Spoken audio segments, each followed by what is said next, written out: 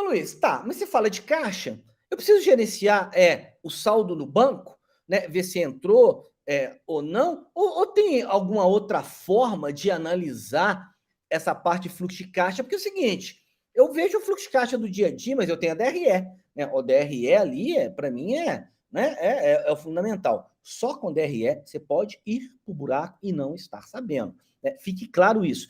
A DRE, ela é uma das pernas da visão mais ampla do fluxo de caixa. E eu vou mostrar aqui para vocês. Então, quem analisa só a DRE, tomem cuidado. Pode ter alocação na competência errada, pode ter problemas ali de alocação de custos e tudo, e pode ter um lucro distorcido, tá? Agora, se você vê a integração da DRE ao caixa, ali você tem uma clareza muito maior do que está acontecendo com a empresa. Então, com isso, vocês vão ver, inclusive, a DRE aqui dentro, tá? Que ela é uma parte de uma visão mais ampla do caixa.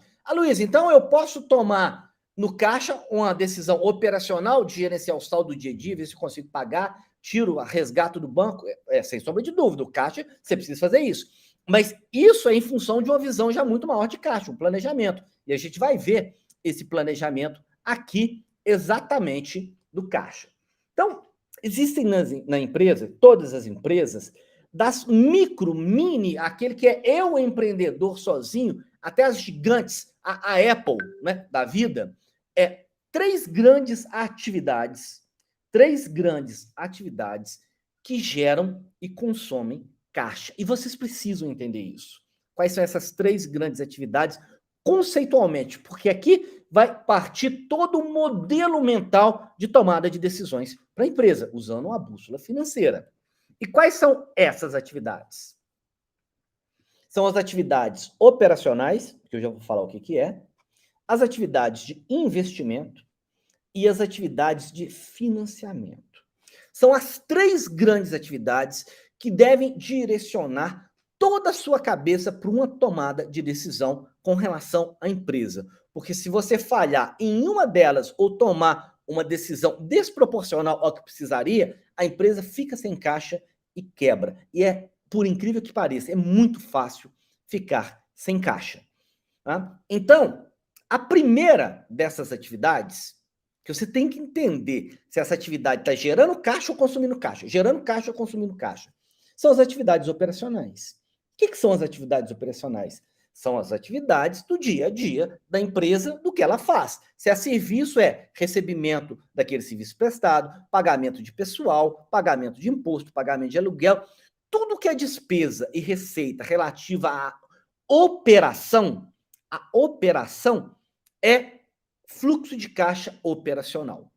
Ou seja, esse daqui é um ponto importante, porque as empresas que a longo prazo não têm fluxo de caixa operacional positivo vão ter um modelo de negócio que vai quebrar. Tá? E aqui eu vou dar alguns exemplos.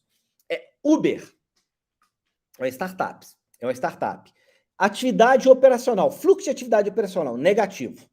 E por muitos anos. Quando a startup tem isso, ela vai buscar financiamento para poder bancar a atividade operacional. Né? Ou seja, aqui está negativo, o saldo vai ficar bancário, eu tenho que buscar financiamento. E aí faz as rodadas de captações.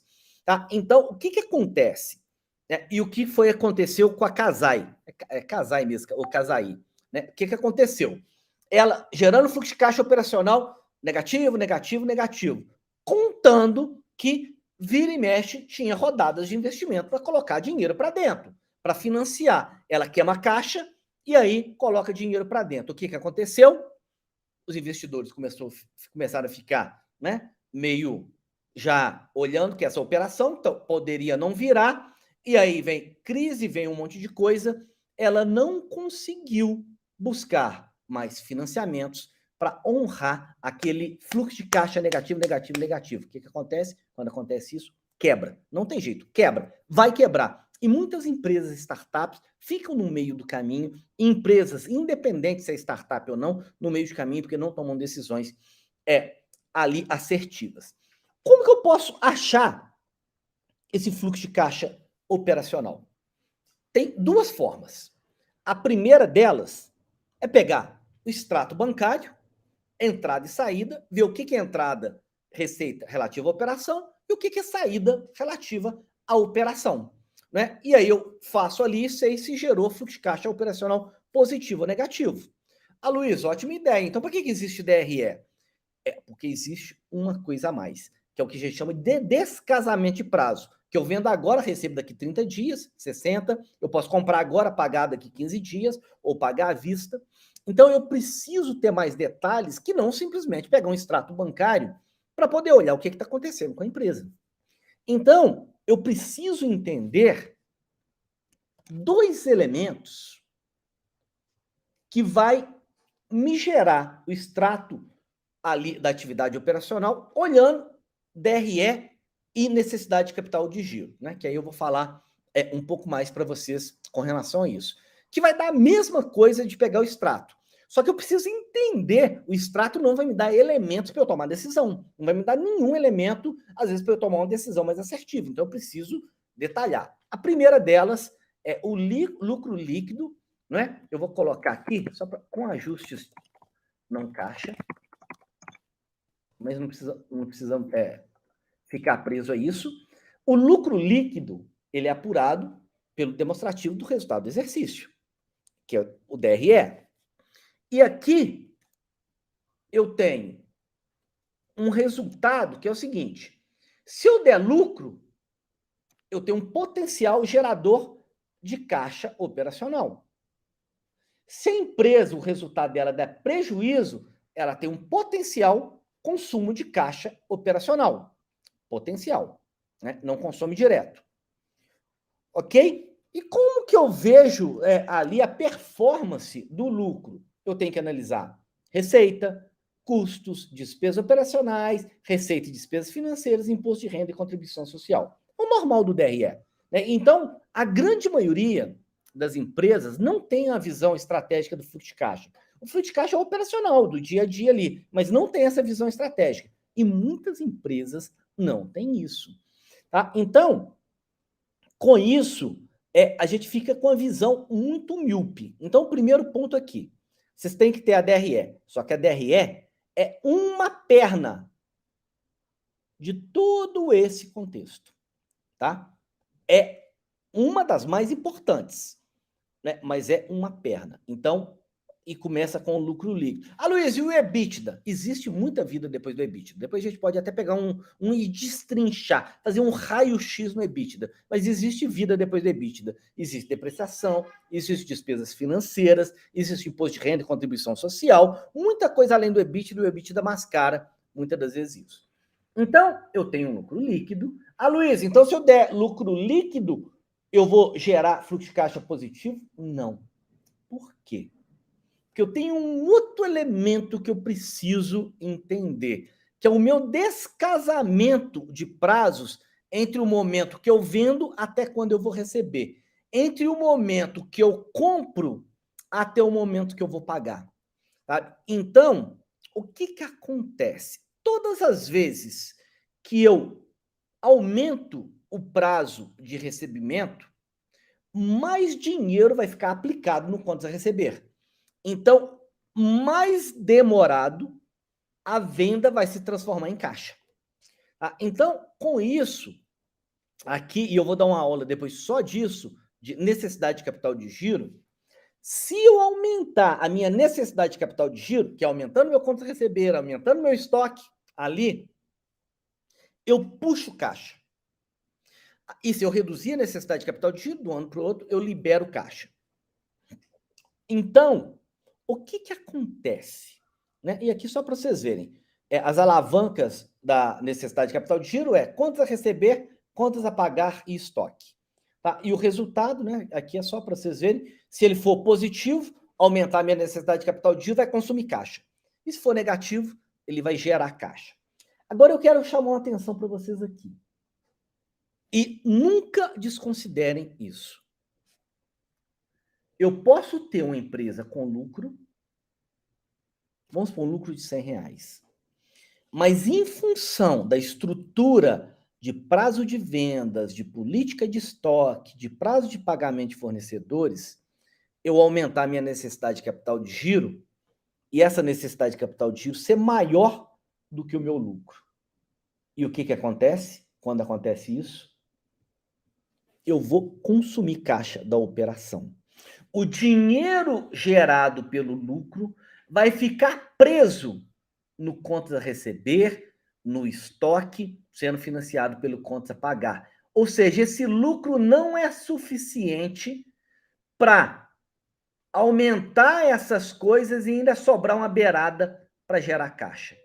Ou seja, eu tenho lucro e posso ter caixa operacional negativo. Isso acontece muito. O que aumenta a necessidade de capital de giro? Toda vez que eu aumento o prazo de contas a receber, ou venho a inadimplência, toda vez que eu aumento o meu nível de estoque, toda vez que eu reduzo o meu prazo de contas a pagar, tá? Eu vou aumentar a minha necessidade de capital de giro. Isso pode me consumir caixa.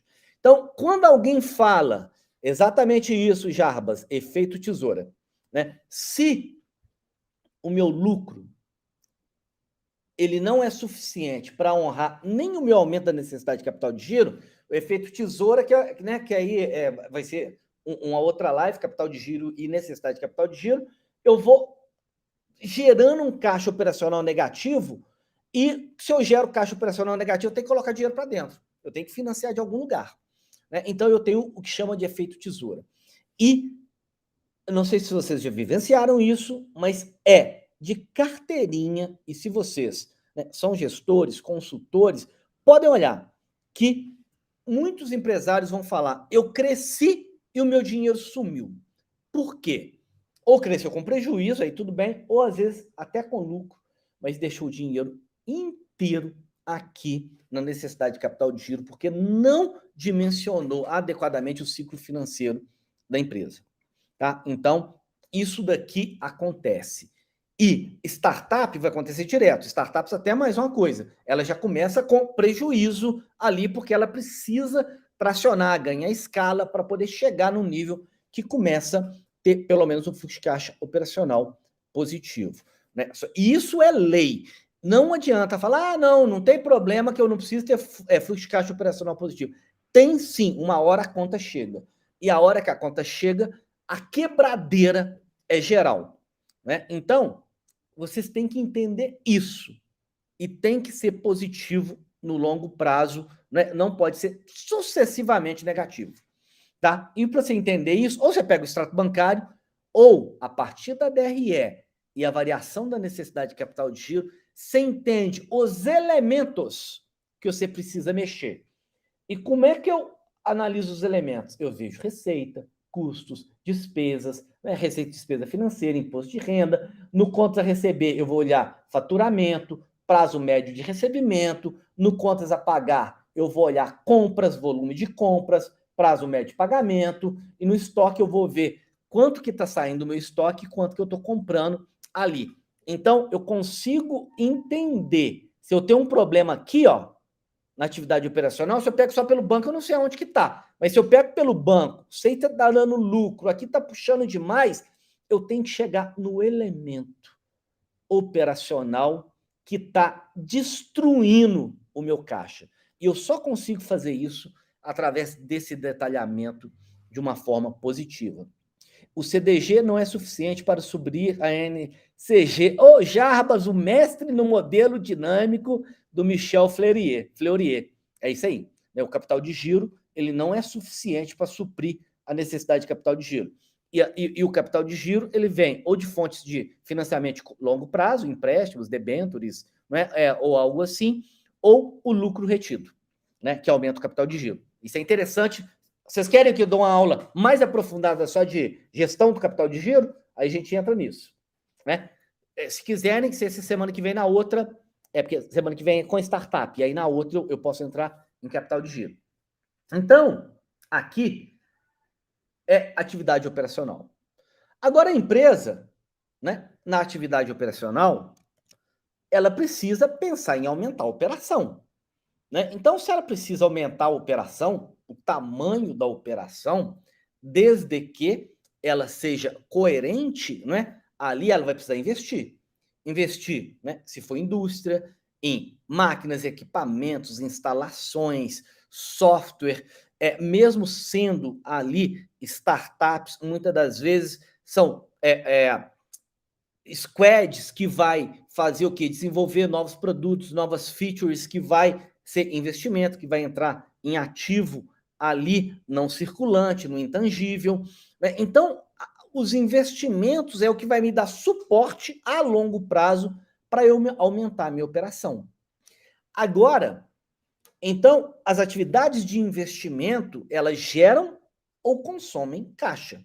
Na realidade, a grande parte das vezes, ela consome caixa. Então, todas as vezes, né, que eu... Opa, deixa eu ver aqui. Que eu tenho projetos de imobilização, né, de compra, eu vou consumir caixa, né, porque eu vou ter que estar investindo para comprar as coisas. Toda vez que eu desfaço, vendo um ativo ou faço qualquer coisa, gera caixa. Né? Mas a grande maioria das vezes, com toda certeza, a empresa que quer investir, ela consome caixa. Então é o seguinte, se eu aumentar os meus investimentos, eu vou consumir caixa. Se eu começar a vender as minhas coisas, eu vou gerar caixa. Então, por que isso é importante? Né? E eu quero chegar nesse ponto aqui. Eu, para investir, ou eu tenho um saldo de caixa, que eu vou pagar com os recursos do meu próprio bolso, ou eu vou precisar de uma fonte externa. Então, eu vou entrar com um elemento aqui, tá? Vocês vão visualizar. Deixa eu colocar saldo inicial de caixa. Saldo inicial de caixa. E eu vou colocar saldo final de caixa. Então, ó, se eu comecei com R$100, gerei mais 50, deu 150. Investi 200, era para eu ficar com menos 50. Como eu não posso ter menos 50, eu vou ter que pegar dinheiro de algum lugar para poder eu ficar com caixa aqui zerado. Tá? Então, esse daqui, esses dois mandam o jogo. E o que faz isso daqui aumentar ou reduzir são essas coisinhas aqui.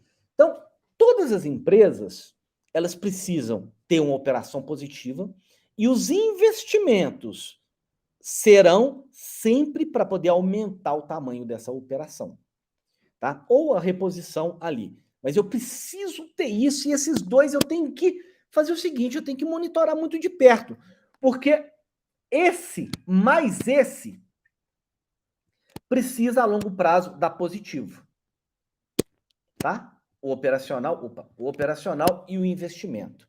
A soma desses dois, a gente chama de fluxo de caixa livre, tá? Que é a base para poder fazer o valuation usando o método de fluxo de caixa descontado, né? Para quem aí já entende um pouco mais do valuation.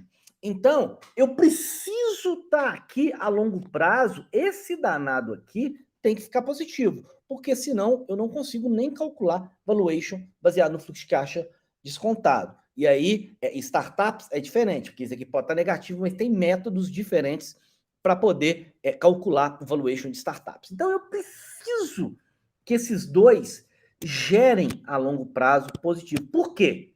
Se eu não conseguir, eu sempre vou ter que buscar dinheiro em banco, né? Ou em banco, terceiros, ou aporte de capital de acionistas. Por quê? Porque o meu saldo não pode ficar abaixo de zero. Esse não pode ficar abaixo de zero. Nunca. Porque senão eu não tenho dinheiro para poder pagar as contas do dia a dia. Então, o que acontece? Se a minha operação der negativo, meu investimento der negativo, e eu não tenho saldo para poder cobrir isso, eu tenho que ir para banco, né? Banco é uma das formas, pode ser de uma forma mais estruturada, emissão de debêntures, fazer o IPO da empresa para poder buscar recursos, para investir e aumentar o crescimento, né? Para empresas já de um nível maior. Então, eu preciso estar de olho. E o que acontece com muita empresa hoje em dia? Muita empresa negativa aqui, só que o banco ainda sustenta a empresa. Enquanto ela tem crédito, ela vai fazendo o quê? Pega dinheiro, melhora o caixa, aí tem aqui, né, vai vencer, paga a parcela, só que aí não tem o dinheiro para pagar a parcela, aí refinancia, pega mais empréstimo e vai virando um bolo, até vir crises ou prejuízos sucessivos que o banco fala assim, ó, não te dou mais dinheiro, não é possível mais dinheiro. E aí vem saldo de caixa negativo. Se está negativo, você não consegue pagar a conta. Aí atrasa o fornecedor. Atrás aí vem aquela cascata que derruba a empresa. Tem uma empresa né, ali no Rio, né, que até o Alex, que está negociando, está com um grande problema de quê? De caixa. Ela não tem caixa para comprar matéria-prima, para gerar fluxo de caixa operacional, só que a despesa fixa está lá, ela vai embananando, e aí chega uma hora que ela não aguenta nem sobreviver. Então, todas as vezes que vocês olharem para tomar uma decisão, pensem nesses três elementos. As decisões me ajudam ou me fazem destruir o fluxo de caixa operacional? Se ajudar a destruir sem você saber o que é, toma cuidado. Agora, não, vai destruir momentaneamente, porque eu vou estar crescendo, vai aumentar a minha NCG, mas eu estou tendo lucro, daqui 2 anos eu vou estar com a operação muito estabilizada, muito bonitinha. Mas não caiam na ilusão que gerar fluxo de caixa operacional sucessivamente negativo é coisa de, né, new school, de startups. Não é, né? Porque fazem isso, mas se faltar dinheiro aqui, ou se não tiver um plano estruturado de crescimento, ela vai ter problema e vai quebrar, né? Igual está acontecendo com várias startups. O que aconteceu aqui com várias startups que demitiram? Fluxo de caixa operacional negativo, com investimento maciço, não tem dinheiro em caixa. Vai lá e busca dinheiro com o investidor, né? Faz uma rodada de captação. E a rodada de captação enche o dinheiro de caixa.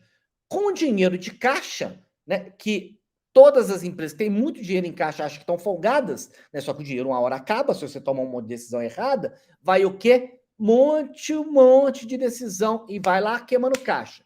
Aí investe mais, queima caixa, até acabar. Aí vai chegar numa outra rodada de investimentos, coloca mais dinheiro para dentro. E aí chega, nossa, agora eu tenho 11 meses de caixa. Então, dá-lhe projeto, novidade, inovação e vai queimando caixa, de forma até irresponsável. O que acontece? Na crise você viu inúmeras empresas fazendo isso, né? Opa, aqui a fonte de financiamento dos investidores já não estão fazendo, né, mais essa liberdade de investir, não. Acabou a minha mamata aqui de ter dinheiro à vontade, um cartão de crédito infinito. O que vai acontecer? Cara, a única coisa que sobra pra gente é a gente economizar nesses negócios aqui agora. Corta, demite, porque senão vai acabar o caixa e ela vai para o espaço. Só que uma grande parte das startups morreu porque não deu tempo de fazer isso. Ou seja, tomaram decisões muito precipitadas, muito arrojadas e até irresponsáveis de investir em projetos sem ter a clareza. E aí, muitas das vezes, falavam, tem que focar no lucro, né? Mas tem que entender a questão do lucro, que não sei o quê. Não, lucro é old school. Isso é old school. Old school, ok, aconteceu em 2000, vai acontecer de novo e todas as vezes vai acontecer, porque uma hora a conta chega. E quem é irresponsável, quem não sabe tomar decisões baseado numa bússola financeira, só em função modelo de negócio, gestão, marketing digital, vendas, mas que não concatena isso com a bússola financeira para direcionar, vai do mesmo jeito que aumenta de valor e cresce, na mesma velocidade cai e quebra. Vocês têm inúmeros exemplos aí, tá certo? Então, bom, essas são as alavancas. Eu queria chamar algumas atenções aqui, práticas, para poder analisar isso. A primeira delas é a atividade, o fluxo de caixa da operação, ela deve ser suficiente para, no mínimo, pagar os juros do financiamento, tá? Por quê? Se esquece investimento por enquanto. Se o fluxo de caixa da minha operação não pagar nem os juros do meu financiamento, eu vou aumentar o que a gente chama de dívida líquida, que é a dívida total menos o caixa. Sabe? Eu vou estar aumentando o endividamento da empresa. Né? E se eu não controlar isso, aqui, se a minha operação não pagar nem os juros, eu não falo nem o valor principal, só juros, eu estou com um gravíssimo problema financeiro. E se eu não resolver isso,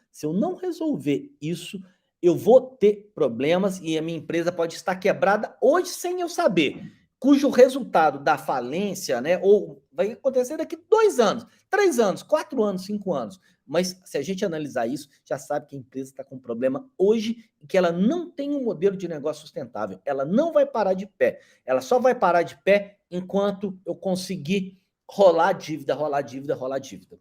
Tá? Mas ela não tem um modelo sustentável. Então, primeira regra, a operação tem que pagar no mínimo os juros. Aí se não pagar os juros, Luiz, vai e corta. Corta, ajusta. Aí você vai entrar aqui. Ah, onde que eu vou fazer? Vou melhorar a receita com custo, eu posso melhorar minha margem, meu preço. Ah, o preço eu não consigo. Então, o que está na minha mão, eu corto custo, corto despesa, né? Vejo o que, que eu posso fazer para poder ir fazendo o dever de casa para ajustar aqui. E também vou ajustar aqui. Reduzo o prazo do contas a receber, otimizo o meu nível de estoque, né? Olho, analiso meu contas a pagar, tento o maior prazo, para poder eu ter fôlego na operação da empresa para pelo menos pagar os juros. E com isso eu conseguir sobreviver, né, de uma forma saudável. Então, esse é o primeiro ponto. A atividade operacional tem que pagar no mínimo os juros. Ah, Luiz, e se pagou os juros? Tem outro ponto aí? Eu nem estou falando de investimento. Vamos esperar investimento. Tem. Ah, Luiz, é o seguinte, eu tenho dinheiro para pagar o juro, mas não dá para pagar essa parcela toda, não. A parcela, o negócio está ficando bem complicado. Está me sobrando de operação aqui 100 mil por mês. Eu estou pagando de parcela 120 mil, sendo que é 100 mil de principal e 20 mil aí de juros. Né? Não está dando conta, está ficando. Você pode ter certeza que, se isso estiver acontecendo, você vai ter que rolar a dívida, pegar a dívida para pagar a dívida, pegar a dívida para pagar a dívida. Isso vai acontecer. Tem problema? Não, desde que de uma forma estruturada. Mas o que aconteceu com muitas empresas? Vamos supor, com Covid, né? E Selic 2%. A atividade operacional não estava muito boa ainda, mas ainda assim dava para poder dar uma pedalada, né? Vai lá, volta aqui, papapá e tal. Aí os juros dá para poder pagar. Aí Selic subindo, pá, pá, pá, pá, sem mudar nível de endividamento, só para manter o endividamento, os juros faz assim, ó, pá. Aí chega, o que aconteceu? A operação não dá mais para pagar nem os juros. E aí, problema, o que acontece? O que eu vou fazer? O que eu vou fazer? Problema de demanda, com inúmeros problemas. Deixa eu só tomar uma aguinha aqui que deu uma gasgada na garganta. Com inúmeros problemas, tá? O que acontece? A empresa vai para o buraco em função de cenário externo, cenário macroeconômico, que ela não se protegeu e não foi olhando um olho no peixe e outro no gato, né? Para poder ser prudente com relação a riscos. Tá certo? Então, bom, quando tem investimento, piora, porque o fluxo de caixa da operação tem que bancar os investimentos ainda para gerar a longo prazo um fluxo de caixa positivo.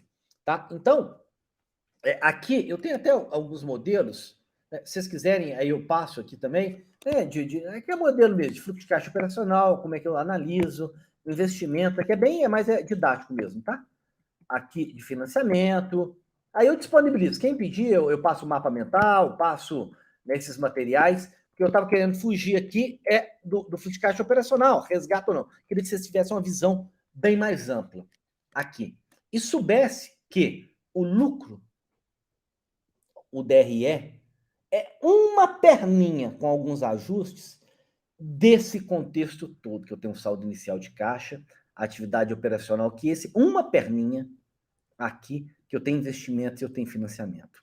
Tá? Eu preciso analisar esse contexto todo, porque senão vai me faltar caixa, eu vou morrer por falta de caixa. Por isso que, né? Vamos agora contextualizar o que eu falei lá atrás naquela frase.